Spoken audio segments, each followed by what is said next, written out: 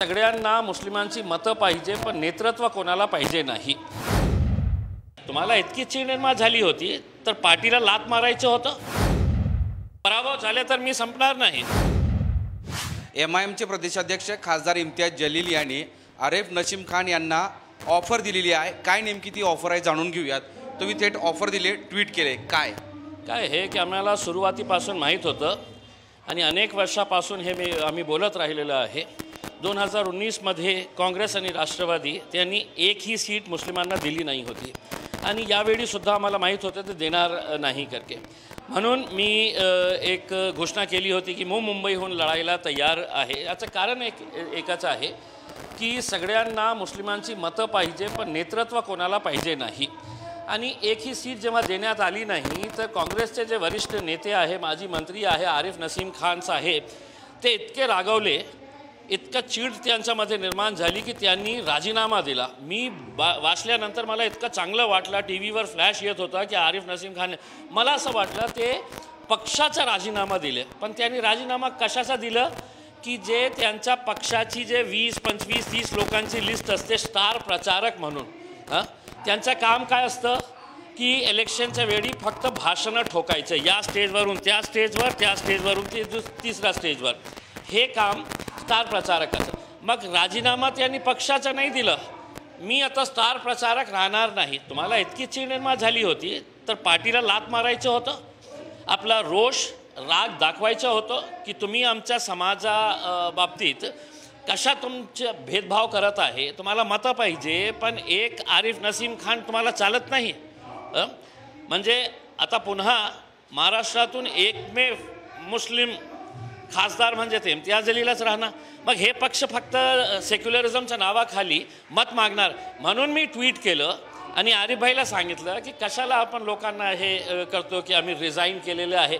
रिझाईनच करायचं होतं, तुमचा राजीनामाच द्यायचं होतं, तर पार्टीतून आम्ही बाहेर पडत आहे हे राजीनामा द्यायला पाहिजे होतं। आणि मी त्यांना ऑफर केलं की हे संधी आहे, त्याचं सोनं करून घ्या। AIMIM पक्षा, माझ्या पक्षाकडून तुम्ही मुंबईहून निवडणूक लढवा।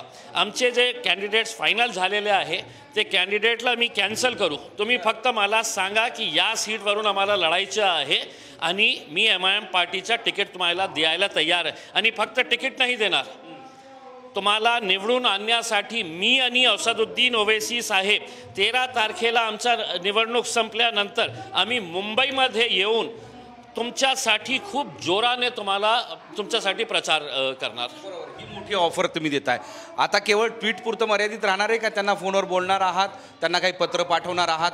नाही, त्यांनी काही पॉझिटिव्ह रिमार्क दिलं, त्यांनी काही ऑफर अशी ॲक्सेप्ट केली तर नक्की मी त्यांच्याशी बोलणार, माझ्या टीमला त्यांना तिथे पाठवणार आणि ते जे सीट बोलतील मला, माझे मुंबईमध्ये माझे सीट्स ऑलरेडी फायनल झालेले आहे, तर ते जे सीट बोलतील मी ते जे फायनल झालेले आहे त्याला कॅन्सल करून आरिफ भाईला सीट देणार आहे।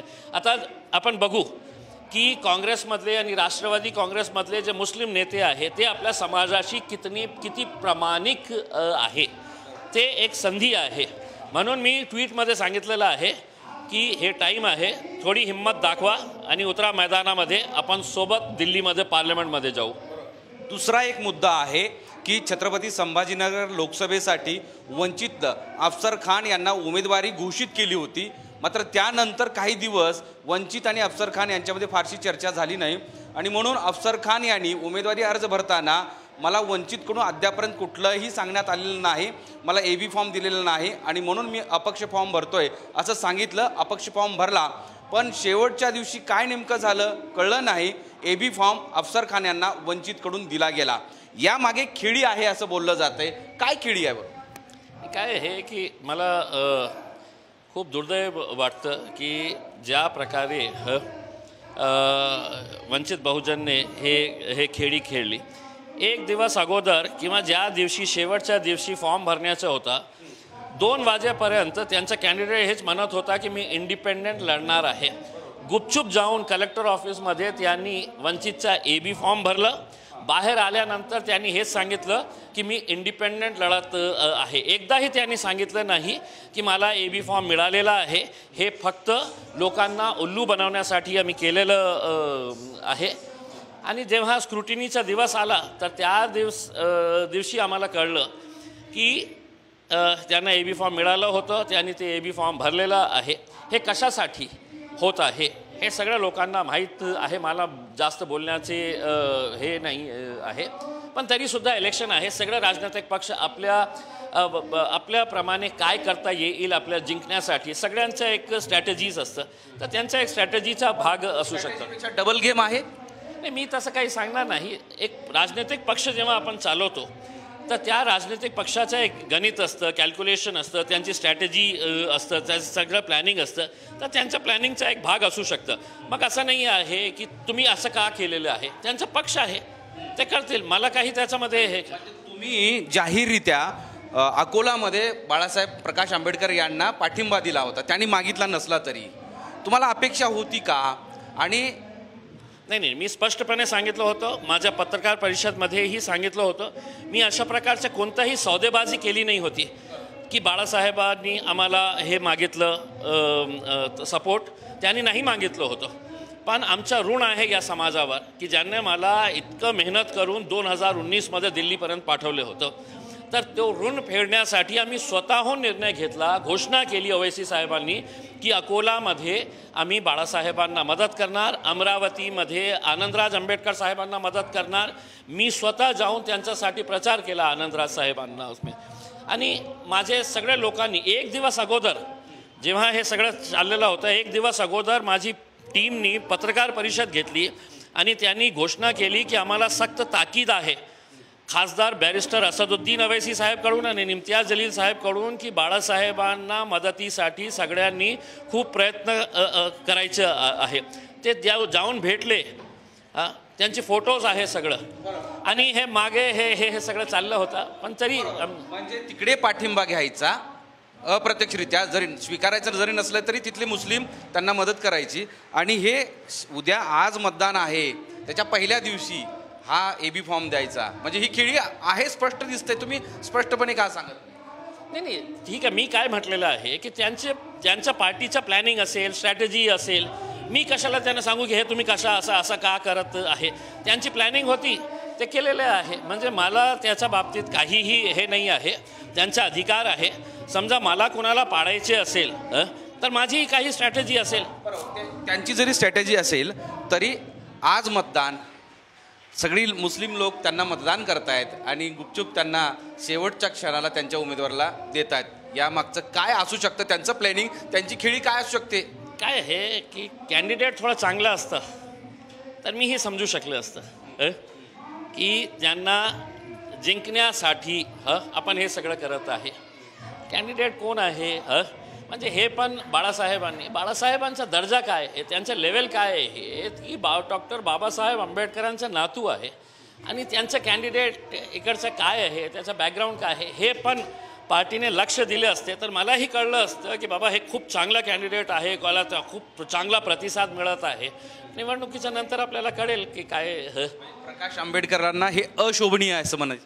मी असं शब्द वापरणार नाही, मला जे बोलायचं होतं मी बोललेले आहे. एक शेवटचं असं आहे की आता MIMमध्ये फूट पाडण्यासाठी प्रयत्न झाले असं अनेकदा समोर आलेलं होतं. आता वंचितने मुस्लिम उमेदवार दिला, आता तुमची लढत पहिल्यांदा म्हणजे त्यांच्याबरोबर असणार आहे, कारण मुस्लिम मत एक गट्टा होतं, तुमच्या पाठीशी राहायचे, पण त्याच्यात फूट होईल. पहिली लढत त्यांच्याबरोबर असणार आहे आणि दुसरे शिवसेनेचे 2 उमेदवार त्यांच्याबरोबर असेल. माझं जेव्हा मी 2014मध्ये आलो होतो तर लोक म्हणायचे इथे शक्यच नाही जिंकण्याचा, जिंकलो, आमदार झालो. 2019मध्ये हेच लोक म्हणायचं की शक्यच नाही की एक खासदार इथून निवडून येणार MIM पक्षाचा, शक्यच नाही. आणि आता पुन्हा तेच गँग आहे, तेच लोक आहे, तेच असे कॅल्क्युलेशन गणित दाखवणारे. आणि 2014मध्ये जे माझ्या विरोधात जे कॅल्क्युलेशन सांगायचे, जे माझ्या अपोज करायचं, तेच गँग जे आहे 2019मध्ये पण सक्रिय होती आणि आता 2024मध्ये पण सक्रिय झालेले आहे. निवडणूक आहे. मी दर इलेक्शनला लोकांना हेच म्हणतो, 2च पर्याय आहे, जिंकणार किंवा पराभव होणार. त्याच्यामध्ये काय आहे इसमें? पराभव झाले तर मी संपणार नाही. मी माधव सावरगावेकर रिक्वेस्ट करणार की आता मी झालं माझा 10 वर्ष, आता पत्रकार पुन्हा व्हायचं आहे आणि तुझ्या चॅनलमध्ये नोकरी करायला येऊ. बघा, साम टीव्हीवर नोकरी करण्यासाठी ते इच्छुक आहेत.